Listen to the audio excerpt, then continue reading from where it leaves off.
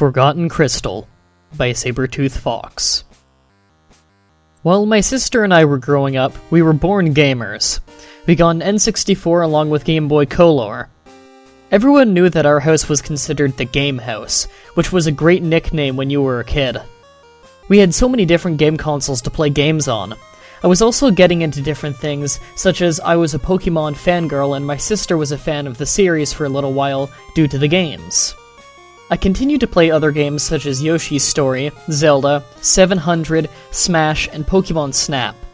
I loved the Pokémon games so much that I began to make plushies, especially of my favorite Pokémon, but I was not successful. Over time, I lost my Pokémon Crystal, Silver, Blue, as well as Yellow.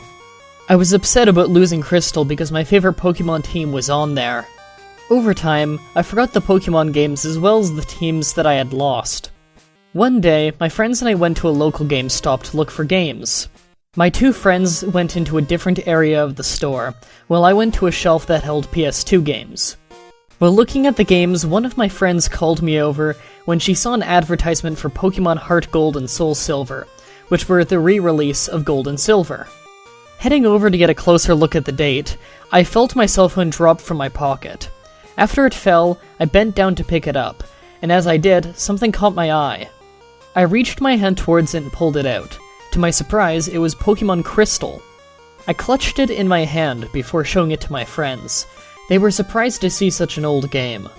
I rushed to the counter to buy the game, not wanting to miss the opportunity for nostalgia. The clerk at the counter saw the game, and for an instant I thought I saw him smirk. "Do you really want this game?" the clerk asked me.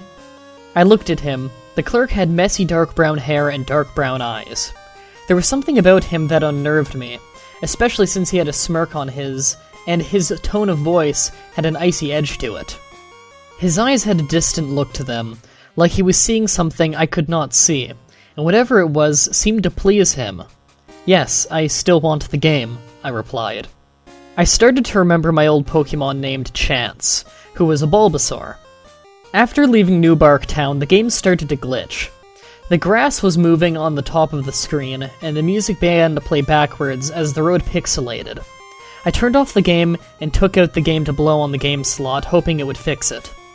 I put the game back into the slot and started it from where I last saved it. The game was back to normal. It stayed normal after that. The next few days I played the game without incident, and during that time I started to come up with ideas for Pokémon plushies I was planning to make. However, the more I played the game, the sicker I felt. My throat was sore and swollen. I told my grandmother, and she took me to the doctors to have it checked out. She was worried that I had gotten strep throat again. I was worried because the doctors had told me that if I ever got strep throat again, I would have to have my tonsils removed. That terrified me.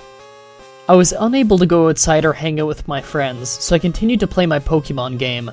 My illness got worse during that time. One night I turned off my game to go to sleep. I had caught a Vulpix that I named Patch before I turned it off. I had a dream that night that I was the girl from the game.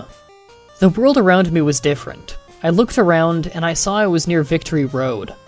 I vaguely remembered that in my old Crystal game, that's where I left off. Suddenly, I felt one of the Pokeballs move, and my Vulpix Patch came out of the Pokeball. Patch whimpered and began to tug at my pants. She did not want me to enter Victory Road. She tried to tug me away, then she ran until she was 5 feet away from me, away from Victory Road. I followed her out of curiosity and entered Viridian City, which was strangely quiet. As I walked, my Pokémon from my old Crystal game appeared, and my Pokémon Rex the Totodile became a Croconaw and evolved into a Feraligatr. My Pokédex began to go haywire as my Pokémon Rex evolved before my eyes. When I tried to open the Pokédex shocked me. I dropped the Pokédex and stepped back from it, as it continued to make static sounds. My old Pokémon surrounded me and they went over to the Pokédex before they moved away from me. "Go away!" I looked around for the voice and realized that my old team started to fade. As they faded, they let out cries that only Pokémon released when they had fainted. As Patch began to fade as well, she ran towards me, but instead of attacking, she went after an unseen force. After attacking the unseen enemy, she let out a piercing wail, and I froze. I turned around slowly and no longer saw Patch. A strong force pushed me away, and the next thing I knew, I was on the floor of my room. As I got up slowly from the floor, I stepped on something. I walked to my dresser to get my glasses and my cell phone. I wanted to check the time. I flipped open the cell phone and saw that it was midnight. When my eyes adjusted to the low light, I spotted my Pokémon plushie. It was my Vulpix that I had had since I was a young girl. The toy had a huge tear in the back and the stuffing was spilling onto the floor. Next to it, I saw my sewing scissors that I know I had put away before going to bed. I turned on the lights and ran to the sewing thread to fix my Vulpix plushie. As I was fixing my doll, I tried to think of what could have done this. I did not have a dog at the time, and I was alone in the house. After fixing my doll, I placed it on my bed and went to play my game. I was unable to sleep due to the nightmare that I just had. I turned on my GBA and began to play my crystal game, hoping that it would calm me down. When I went to my save file, I was not in the original save spot. I was somewhere different in my game. That place was Radio Tower. I was on the roof where I spotted a Team Rocket member not too far from me. The sky was black while the buildings and trainers were white. There was no sound either. Thinking it was a glitch, I checked my trainer card and saw that I had all my badges I needed to battle the Elite Four. I closed the trainer card and I noticed that my female trainer sprite no longer had a face. I thought I had either gotten a hacked game or a bootleg game. Then I thought maybe my illness was getting the best of me and I was seeing things. I turned off my game and turned it back on. To my shock, instead of my current team, I had my old team from a different game, and my trainer was still on the roof of Radio Tower. All of my Pokemon were in yellow for health. I had no idea how someone could hack a game, and know exactly who made up my old team. Patch lead the team because she was always my favorite. I pressed the A button and saw something that almost made me scream. Patch had long gashes on her face and back that was badly stitched. Her tails were also ripped to shreds, and no longer looked like curls.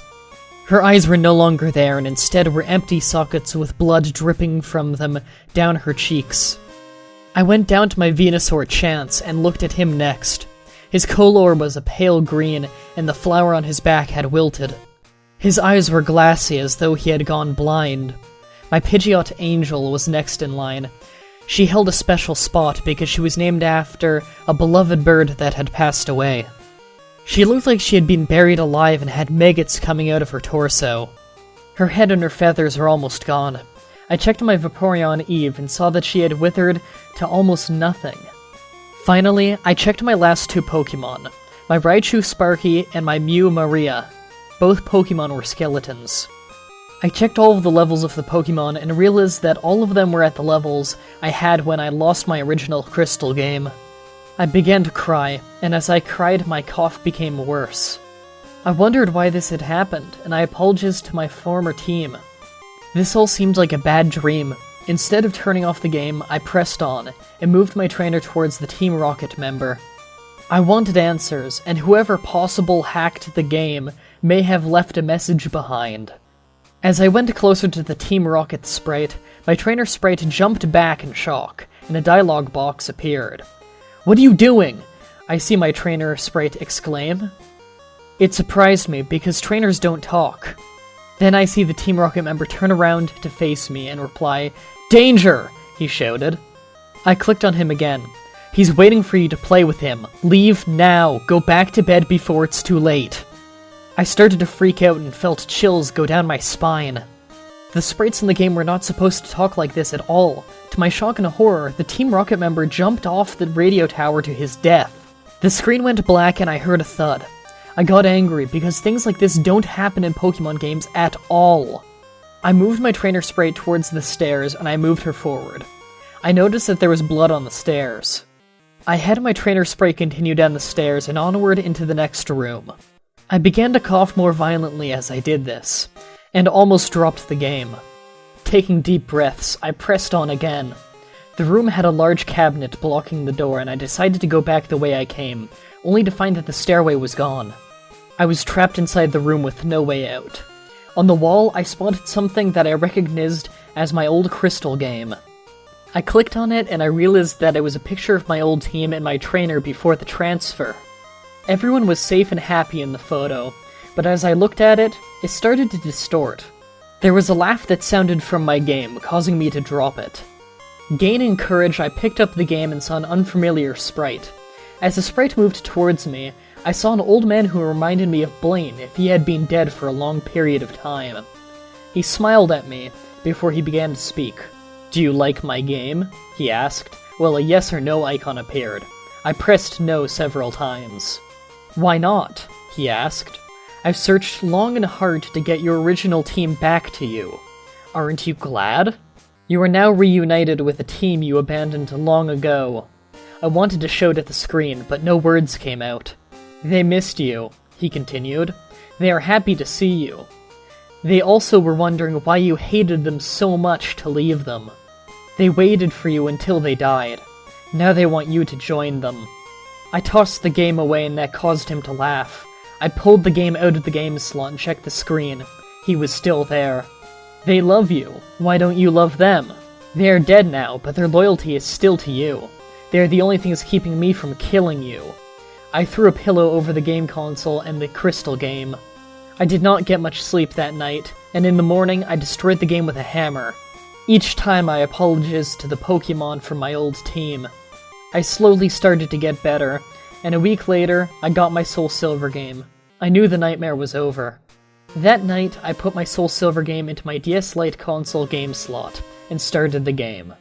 I chose the Totodile and named him Rex, and as I began to play, the screen started to flicker. When I closed my eyes and opened them, the game was back to normal.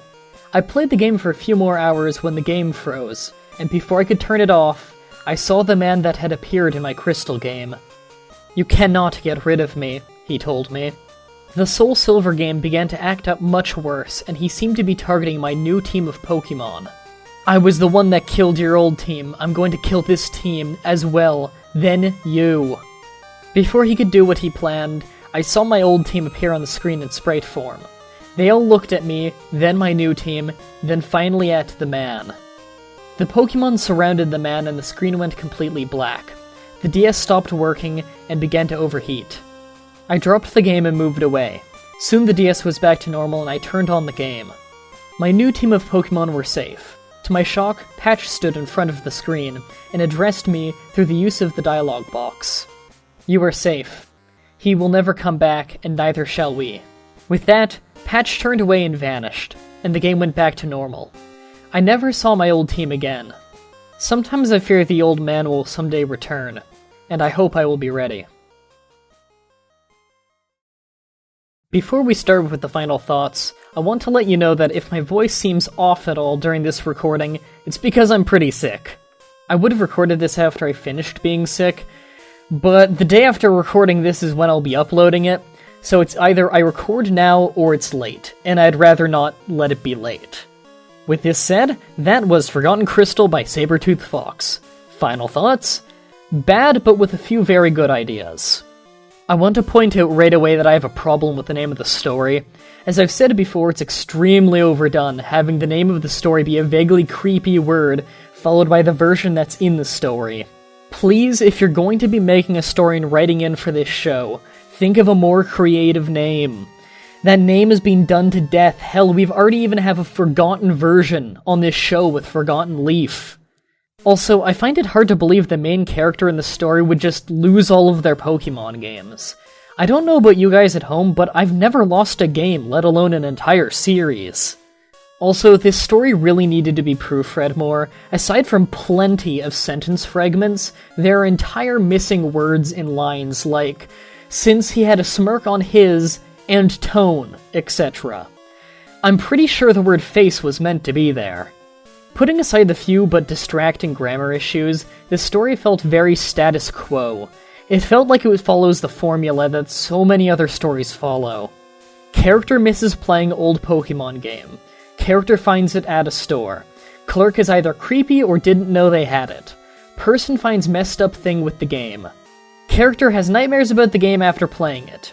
Character checks their trainer card during the messed up gameplay even though no one actually checks their trainer card while playing a Pokémon game. Character checks Pokémon profiles to see that they're mutilated and bleeding. Pokémon or person in the game says something like, "Did you forget me? Did you miss me? Do you love me?" Something along those lines, followed by a yes or no option that doesn't seem to matter, and usually after the game affects the real world. The only part of the formula that it didn't follow was an ending on a cliffhanger where all seems safe, but then it's revealed that something from the game made its way into the real world and the main character is in danger. Instead, it just broke up the pacing by breaking the game and going to the new game to instantly reintroduce and kill off the old man. The ending really didn't work. You can't give the audience a break in the middle of the climax of the story, try and bring it back up again, then instantly bring it back down. The pacing of the ending was all over the place. As for the good of the story, I do like the story elements unique to this story, for instance, making plushies, and actually talking about that a decent amount of detail. Even if it didn't tie back into the plot as much as it did, it still is nice to break up the formula a bit and have something to refresh you a bit before going back to the rest of it. It's nice to give people little breaks like that. Not necessarily because people will be afraid, but because it can be boring to have just non-stop horror-related things. Another good thing is Radio Tower. Not only have I never seen Radio Tower used in a creepypasta, but I think it was used very well. It's always refreshing to see new locations used in creepypasta stories instead of just Lavender Town and Pokémon Tower. That's it for this story. Since I've been having a lot of requests from people who want their creepypasta stories read on my show, I want to remind you, before you inbox me with a copy-paste of your story, or ask how to send it to me, please read the description of any of my creepypasta videos! Seriously, it has the link right where you can post them in the description. I've had people inbox me literally saying, "I'm such a big fan of your creepypasta readings," and yet they didn't bother reading the description for a single one of them. So if you want to send me your story and you don't know where to put it, please just read the description. Make sure to tune in again the same time next week when we look at yet another creepypasta written by one of our own in the community, with Brothers by Blood.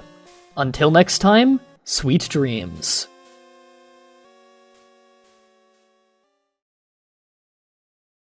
I had my trainer spray continue down the stairs onwards to the next room. I